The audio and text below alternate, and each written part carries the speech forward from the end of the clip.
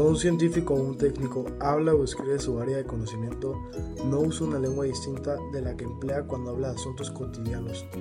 La diferencia está en que, al expresarse en el modo propio de su ciencia o su técnica, utiliza, entre otras cosas, términos específicos de la materia de la que habla, y que con frecuencia términos de lengua ordinaria con un sentido especial cuyos significados vienen exigidos por la materia tratada. Es un texto científico, se utiliza por la escritura formal y el lenguaje técnico por ser propio de la ciencia de cual se está escribiendo. Hola, los textos científicos pueden ser dirigidos a una audiencia en específico o al público en general. Claro, dependiendo del tema que se trata y de cómo está compuesto el texto, por ejemplo. Punto número 1.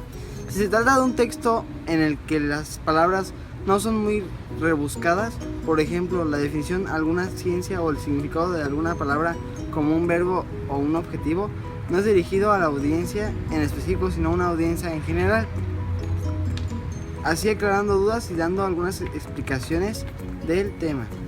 Bueno, también daré otro punto que significa sobre el significado general, que es por otra parte, si se trata de alguna tesis o algún documento que pruebe alguna enfermedad, alguna cura o algún compuesto químico, se deberá de generar a una audiencia más en específica, en algo que no sea general, tiene que ser en algo individual.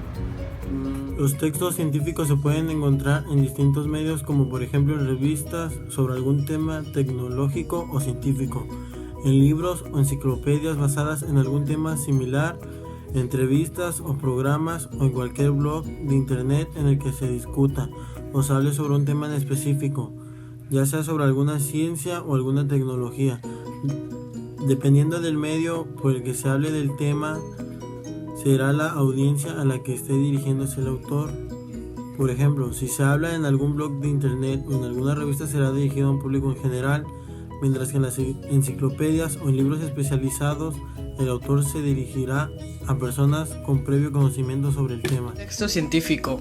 Expone el asunto en forma objetiva, se dirige a un público específico, tiene un lenguaje claro y con palabras de carácter académico o profesional. La información expuesta es verificable y se citan sus fuentes.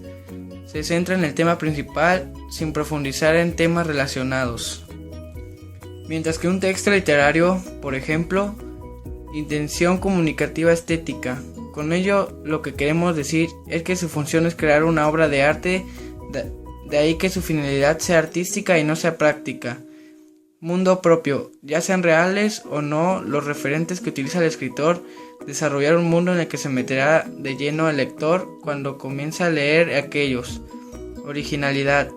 Inédito es por completo ese texto que nace de la mente de un autor dispuesto a contar a su público una historia. A continuación leeremos un ejemplo de un texto científico en el que se pueden observar las características que este mismo debe tener. Cáncer de páncreas, por el Dr. Víctor Heriberto Clemente. El cáncer de páncreas es un cáncer que afecta a un número elevado de habitantes en todo el mundo. Es una afección muy acelerada en su evolución. Aunque se detecte en una etapa temprana y la extensión de la afectación sea reducida, el pronóstico es generalmente muy malo, ya que la sobrevivencia es muy reducida. Pocos enfermos sobreviven más de 5 años y la remisión completa es extremadamente rara. En los tumores, más del 95% son adenocarcinomas y el 5% restante son tumores neuroendocrinos, pancreáticos, como el insulinoma. Este último requiere un diagnóstico diferente al anterior y su tratamiento permite un pronóstico menos desalentador. Las palabras clave de este texto serían cáncer, endocrinas, diabetes, tumores y páncreas. El conocimiento de su etiología y mecanismo carcinogenético pancreático. Se considera que comienza con la alteración de células en los conductos del páncreas, transformando y dañando el páncreas por 3 vías posibles, las cuales son el reflujo biliar, el reflujo duodenal y la vía sanguínea. Como resultado se podría decir que los principales factores de riesgo conocidos del cáncer de páncreas son el tabaco, el alcohol y la herencia. Hasta este momento el tabaco es uno de los principales factores que influyen en el padecimiento de cáncer de páncreas. Es más elevada la posibilidad de adquirirlo entre los consumidores de tabaco, hasta 4 veces superior hasta los que no lo consumen. El páncreas absorbe el tabaco por el reflujo biliar. Aún así, muchos médicos coinciden en considerar que la relación del tabaco y el cáncer pancreático no es tan estrecha como ocurre con el cáncer pulmonar. Se sabe que el alcohol causa las carcinogénesis en trabajos de laboratorio y aunado a la ingestión de grasas, determina en gran medida la pancreatitis crónica con calcificaciones, la cual está relacionada íntimamente con el cáncer de páncreas, aunque aún no se tiene comprobación absoluta de esto. Por último, la herencia está muy asociada ya con el cáncer en general. A pesar de esto, la herencia está más asociada a otros cánceres endocrinos que a este tipo en específico.